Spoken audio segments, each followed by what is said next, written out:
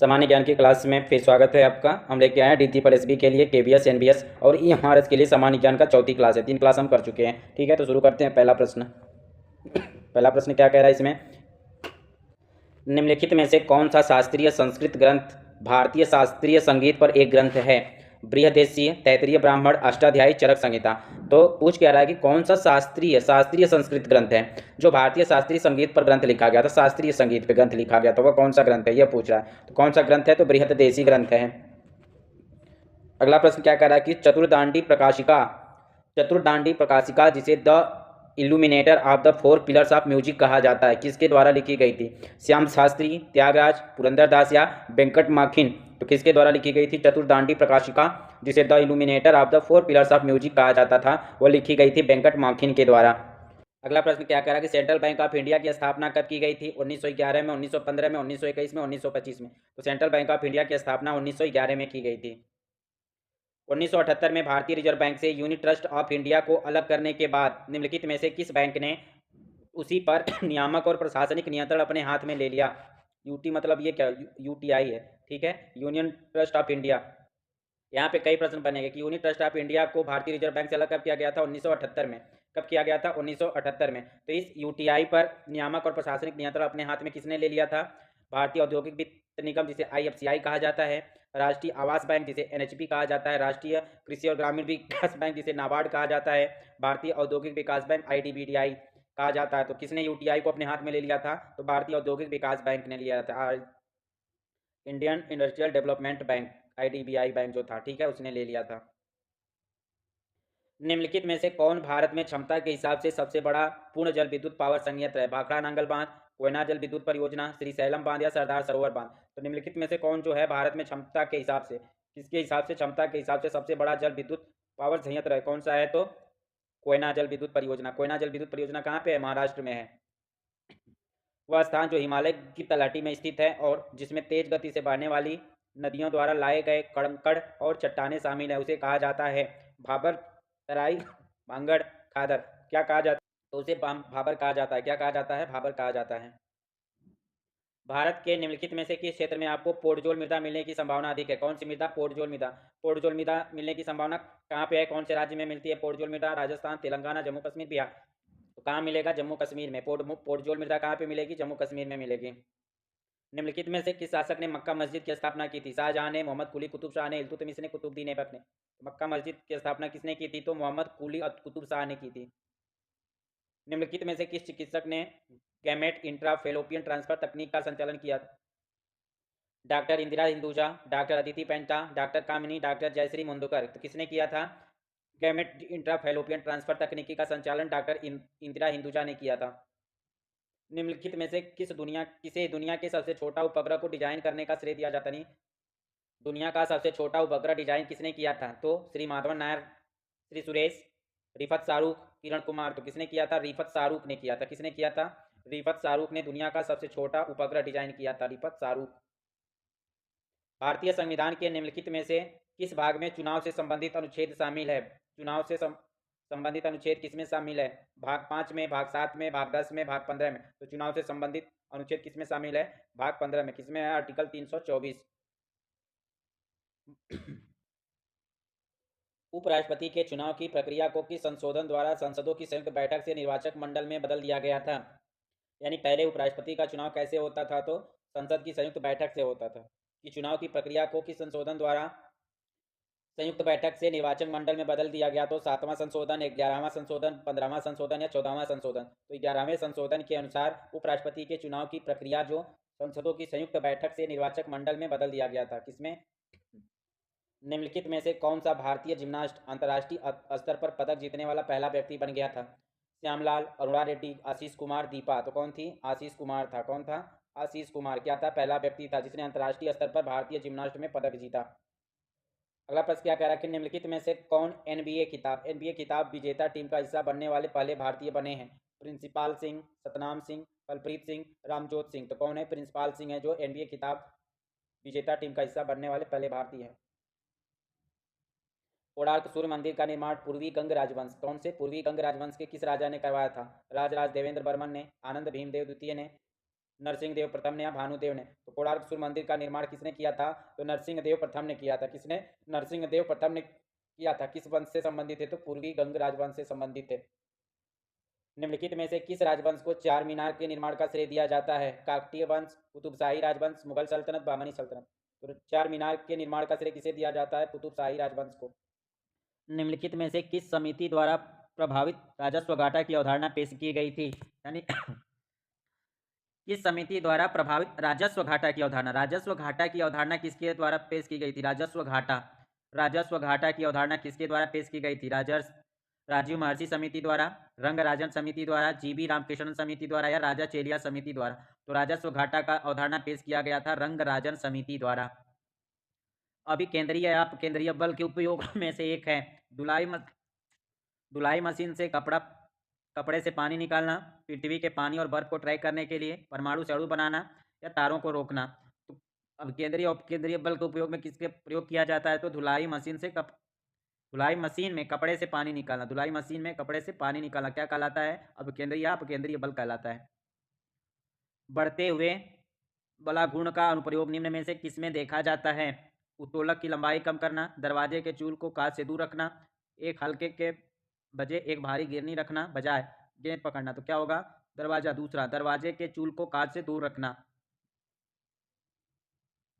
निम्नलिखित में से कौन सा हार्मोन शरीर के खतरे तनाव प्रतिक्रिया में भूमिका निभाता है? Oxytocin, melatonin, cortisol, glucan.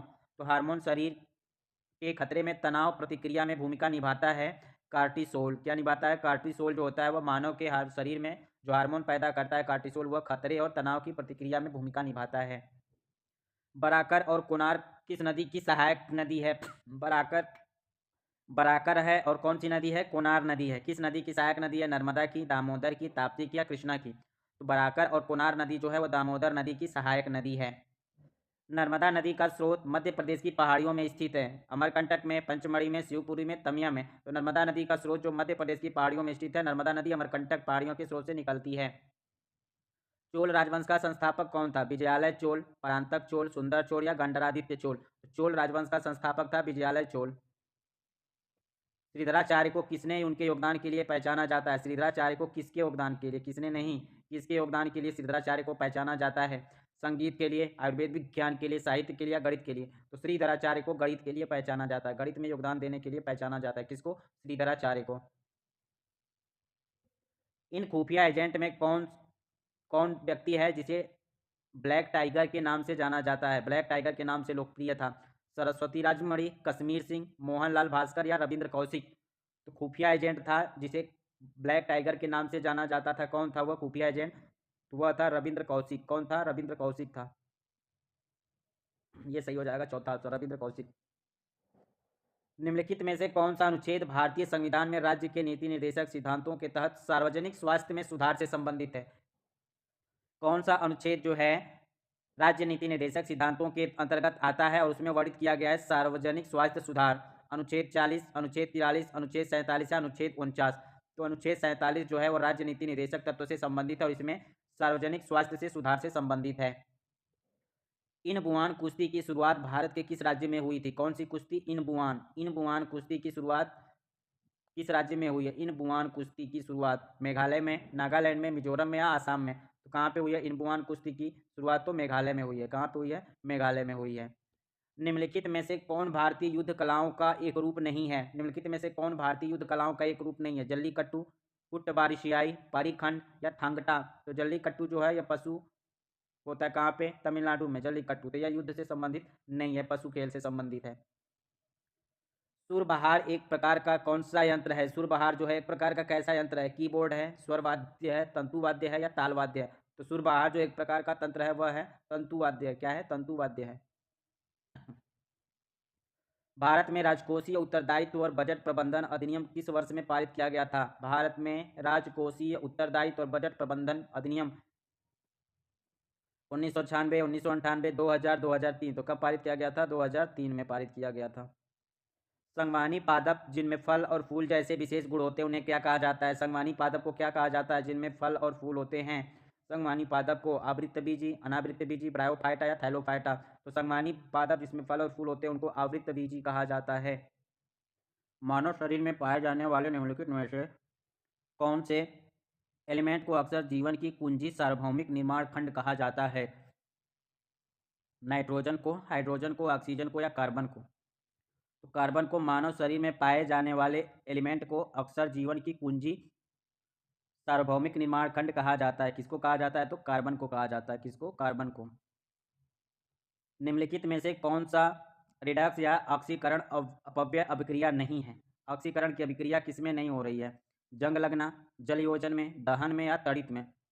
तो जल योजन की जो प्रक्रिया होती है, जल योजन जो होता है उसमें ऑक्सीकरण अभिक्रिया नहीं होती है।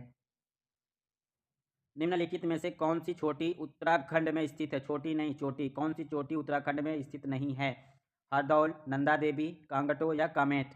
तो हरदौल, नंदा देवी और कामेट जो है यह उत्तराखंड में स्थित है। कांगटो जो है यह उत्तराखंड में स्थित नहीं है। निम्नलिखित में से किस राज्य में किश्तवाड़ हिमालय स्थित है? किश्तवाड़ हिमालय किस राज्य में स्थित है? कौन सा? किश्तवाड़ हिमालय। किश्तवाड़ हिमालय किस राज्य में स्थित है? उत्तराखंड में, जम्मू कश्मीर में, आसाम में या अरुणाचल प्रदेश में? तो किश्तवाड़ हिमालय किस राज्य में स्थित है? तो जम्मू कश्मीर में स्थित है किश्तवाड़ हिमालय। कहाँ पे? जम्मू कश्मीर में।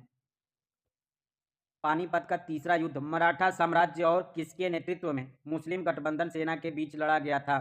तैमूर शाह दुर्रानी, शाह शुजा दुर्रानी, अहमद शाह दुर्रानी, जमाल शाह दुर्रानी?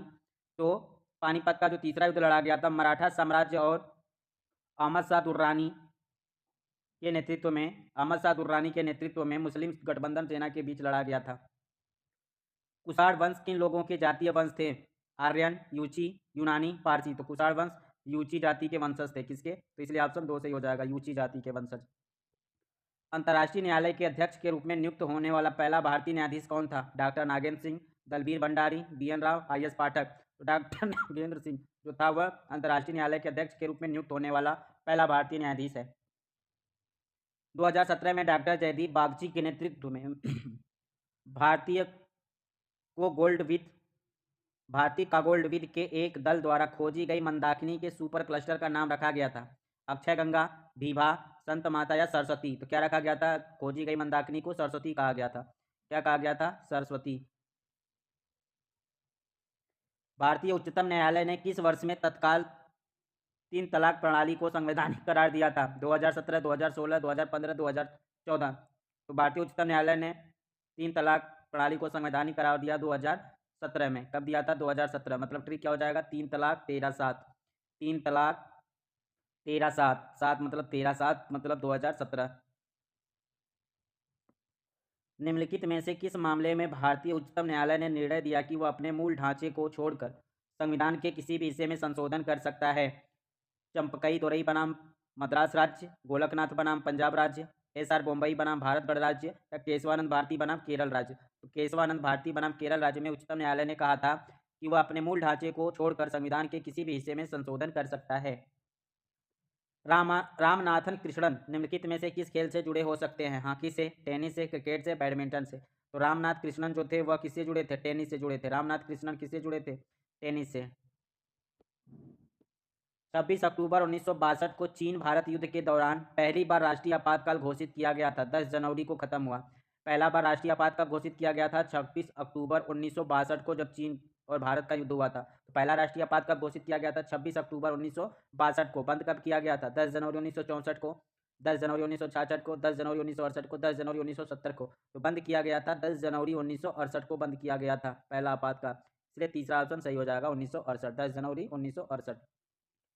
निम्नलिखित में से किस देश ने राष्ट्रपति स्वर्गीय डॉक्टर एपीजे अब्दुल कलाम के प्रति आभार प्रकट करने के लिए 26 मई को विज्ञान दिवस के रूप में घोषित करने वाला देश कौन सा है? फ्रांस है, जर्मनी है, स्विट्जरलैंड है, पोलैंड है? कौन सा देश है? स्विट्जरलैंड है। क्या किया था स्विट्जरलैंड ने? 26 मई को विज्ञान दिवस के रूप में घोषित किया। 26 मई विज्ञान दिवस किसके उपलक्ष्य में? एपीजे अब्दुल कलाम के प्रति आभार प्रकट करते हुए। स्वतंत्रता के बाद भारत की पहली राष्ट्रीय शिक्षा नीति किस वर्ष तैयार की गई थी? 1950, 1952, 1959, 1968? तो स्वतंत्रता के बाद भारत की पहली राष्ट्रीय शिक्षा नीति 1968 को तैयार की गई थी। पहली शिक्षा नीति 1968। पुस्तक एवरी चाइल्ड मैटर्स के लेखक निम्नलिखित में से कौन है? पुस्तक एवरी चाइल्ड मैटर्स के लेखक निम्नलिखित में से कौन है? राजेंद्र सिंह, कैलाश सत्यार्थी, सत्यभामा दास बीजू, यादव पयांग? तो एवरी चाइल्ड मैटर्स के लेखक कैलाश सत्यार्थी 2008 में किसकी स्थापना का श्रेय शाहीन मिस्त्री को दिया जाता है? 2008 में किसकी स्थापना का श्रेय शाहीन मिस्त्री को दिया जाता है? Teach for India, the arts of living, Ashok young change मेकर्सगंज। 2008 में किसकी स्थापना का श्रेय शाहीन मिस्त्री को दिया जाता है? तो टीच फॉर इंडिया के लिए। टीच फॉर इंडिया की स्थापना किसने की थी? शाहीन मिस्त्री ने की थी। कब की थी? 2018 ईस्वी में। 2018 ईस्वी में। कांग्रेस के किस अधिवेशन में प्रथम ब्रिटिश अध्यक्ष जॉर्ज यूज की अध्यक्षता की थी? दक्षता नहीं, अध्यक्षता की थी जॉर्ज यूजूल ने। अध्यक्षता की थी लखनऊ में, लाहौर में, इलाहाबाद में, मुंबई में। तो किसमें किया था? इलाहाबाद में। इलाहाबाद में। तो आपको भारत के किस राज्य में अरम्बोल बीच मिलेगा? कर्नाटक में, गोवा में, केरल में, आंध्रा में। तो गोवा में अरम्बोल बीच मिलेगा। कहाँ पे मिलता है? गोवा में अरम्बोल बीच। 2011 की जनगणना के अनुसार प्रवासियों को आकर्षित करने वाला भारतीय राज्य को किस कौन सा है जिसको पहला स्थान मिला है? गुजरात, महाराष्ट्र, हरियाणा, पंजाब। तो महाराष्ट्र जो है वह प्रवासियों को आकर्षित करता है। महाराष्ट्र। महाराष्ट्र। 1985 में दक्षिण एशियाई क्षेत्रीय सहयोग संगठन के कहाँ पर अपनी पहली बैठक आयोजित की थी? दिल्ली में, ढाका में, इस्लामाबाद में, काठमांडू में। कहाँ पर? 1985 में सार्क का गठन किया गया था। 1985 में सार्क का गठन किया गया था। इसकी पहली बैठक कहाँ पे हुई थी? तो इसकी पहली बैठक हुई थी ढाका में। कहाँ पे हुई थी? ढाका में। ढाका में। तो यह था जनरल नॉलेज से संबंधित 50 प्रश्नों की, कम से कम 54 प्रश्न लेके आए इसमें। तो इस तरह से हमें अब कितने हो गए? लगभग 200 प्रश्नों का हमने अब तक अध्ययन कर लिया है एमसीक्यूज। ठीक है, इस तरह से हमारे बहुत सारे क्वेश्चन कंप्लीट होंगे। तो मिलते हैं अगले वीडियो में, तब तक के लिए धन्यवाद। वीडियो आपको कैसा लगा? लाइक शेयर सब्सक्राइब जरूर कीजिएगा।